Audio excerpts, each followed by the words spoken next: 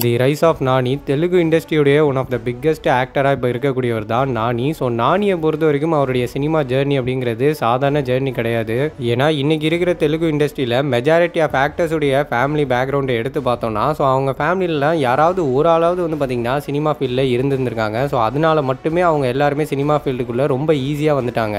அதே நேரம் அவங்களுடைய ஒரு சில படங்கள் சரியாக போகலனா கூட ஸோ அவங்கள வச்சு படம் பண்ணுறதுக்கு பேக்ரவுண்டில் நிறைய பேர் இருந்தாங்க. சினிமாவில் அவங்களுக்குன்னு ஒரு பேஸ்மெண்ட் கிடைக்கிற வரைக்குமே வந்து அவங்கள பின்னாலேருந்து நிறைய பேர் புஷ் பண்ணிட்டு இருந்தாங்க. ஆனால் நானி சாரை பொறுத்த வரைக்கும் அப்படி கிடையாது. நார்மலான ஒரு மிடில் கிளாஸ் ஃபேமிலியில் பிறந்து சினிமாவில் பெருசாக ஜெயிக்கணுன்ற கனவோட ஹைதராபாத்தில் ஒரு சில டேரக்டர்ஸ் கிட்ட அசிஸ்டண்ட்டாக ஒர்க் பண்ணி பெரிய போராட்டத்துக்கு அப்புறமா ஒரு ரேடியோ ஸ்டேஷனில் ஆர்ஜேவாக ஒர்க் பண்ணுறதுக்கான வாய்ப்பு வருது. ஸோ அதுக்கப்புறமா நானி அந்த ரேடியோ ஸ்டேஷனில் ஆர்ஜேவாக ஒர்க் பண்ண ஸ்டார்ட் பண்ணுறாரு. ஸோ அவர் ஹோஸ்ட் பண்ணுற அந்த ஷோக்கு வியூவர்ஷிப் வந்து பார்த்தீங்கன்னா பயங்கரமாக இன்க்ரீஸ் ஆகுது. ஸோ நானியோடைய குரலுக்கு வந்து பயங்கரமான ஒரு ஃபேன் பேஸ் வந்து கிரியேட் ஆகுது. எப்படியோ ஒரு லாங் ஸ்ட்ரகிளுக்கு அப்புறமா நானிக்கு சினிமாக்குள்ளே என்ட்ரு ஆகிறதுக்கு ஒரு பெரிய சான்ஸ் கிடைக்குது. 2008 ரிலீஸ் ஆன அஷ்டச்சம்மா படம் மூலியமா நானி தெலுங்கு இண்டஸ்ட்ரிக்குள்ளே இன்ட்ரடியூஸ் ஆகிறாரு. ஸோ அந்த படம் ஒரு பெரிய பிளாக் பஸ்டர் படமாக மாறுது. அதுக்கப்புறம் நானி 1-2 படங்கள் கண்டினியூஸாக பண்ணாலுமே 2011 ரிலீஸ் ஆன அலா முதலேந்தின்ற படம் தான் நானியோடைய கெரியரில் ரொம்ப முக்கியமான ஒரு படமாக பார்க்கப்படுது. ஸோ அந்த படத்துக்கு அப்புறமா தான் நானி தெலுங்கு இண்டஸ்ட்ரியில் ஒரு ரைசிங் ஸ்டாராக மாற ஆரம்பிக்கிறாரு. அண்ட் அதுக்கு அடுத்த வருஷமே ராஜமௌலி சாருடைய டைரக்ஷனில் ஈகா அப்படின்ற ஒரு படம் பண்ணுறாரு. இந்த படம் நம்ம எல்லாருக்கும் நல்லாவே தெரியும். தமிழில் நானின்ற நேமோட ரிலீஸ் ஆச்சு. இந்த நானி படம் மூலயமா வந்து பார்த்தீங்கன்னா நானி ஆல் ஓவர் சவுத் இந்தியா ஃபுல்லாக செம்ம ஃபேமஸான ஒரு ஆக்டராக மாறுறாரு. அண்ட் அது மட்டும் இல்லாமல் இந்த படம் 100 கோடிக்கு மேலே கலெக்ஷனும் பண்ணுது. இந்த படத்துக்கு அப்புறமா நானி பண்ணுற எல்லா படத்துக்குமே ஆடியன்ஸ் கிட்டேருந்து செம்மையான ரெஸ்பான்ஸ் வர ஸ்டார்ட் ஆகுது. ஸோ நானிக்கு நேச்சுரல் ஸ்டார் அப்படின்ற ஒரு ஸ்பெஷல் டைட்டிலுமே ஆடியன்ஸ் கிட்டேருந்து கிடைக்குது. ஸோ நானி சாருக்கு இந்த நேச்சுரல் ஸ்டார்ன்ற டைட்டில் கொடுக்கறதுக்கான ரீசன் என்னன்னா நம்ம எல்லாருக்குமே தெலுங்கு இண்டஸ்ட்ரி மேலே எப்போவுமே ஒரு தாட் இருக்கும். அதாவது தெலுங்கு இண்டஸ்ட்ரியிலேருந்து வர படங்களில் எப்போவுமே ஃபைட் சீன்ஸ்லாம் ஓவர் மசாலாவாக இருக்கும், பெருசாக லாஜிக் இருக்காது அப்படின்றது தான் நம்ம எல்லாருக்குமே தெலுங்கு இண்டஸ்ட்ரி மேலே உள்ள ஒரு பெரிய தாட்டு. நான் ஒன்றும் டோலிவுட் இண்டஸ்ட்ரியை பற்றி தப்பாலாம் எதுவுமே சொல்லலை. இப்போ வரைக்கும் எல்லா ஆடியன்ஸுமே வெயிட் பண்ணுறது வந்து டோலிவுட் அவங்களுடைய மேக்கிங் ஸ்டைலை மாற்றுவாங்கன்னு தான். ஆனால் இன்றைக்கி வரைக்குமே டோலிவுட் வந்து அவங்களுடைய மேக்கிங் ஸ்டைலை மாற்றிக்கவே இல்லை. அவங்க மேக்கிங் ஸ்டைலுக்கு ஏற்ற மாதிரி ஆடியன்ஸோட மைண்ட் செட்டை தான் மாற்றிட்டாங்க.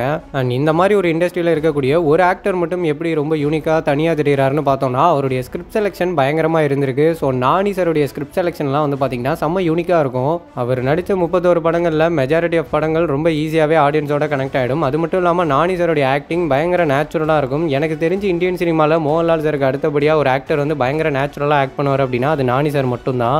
ஏன்னா இன்னைக்கு வரைக்கும் நானி சார் நடித்த எந்த படத்துலையுமே அவர் ஓவர் ஆக்டிங் பண்ணி நான் பார்த்ததே கிடையாது. ஸோ ரொம்ப சூப்பராக போயிட்டு இருந்த நானி சாருடைய சினிமா ஜேர்னி வந்து பார்த்தீங்கன்னா திடீர்னு ஒரு இடத்துல வந்து பிரேக் டவுன் ஆகுது. ஸோ எம்சிஏ படத்துக்கு அப்புறமா 2018 நானிக்கு 2 படங்கள் ரிலீஸ் ஆகுது. கிருஷ்ண அர்ஜுனா யுத்தம் அண்ட் தேவ்தாஸ் அப்படின்ற இந்த 2 படமுமே அட்டர் ஃப்ளாப் படங்களாக மாறுது.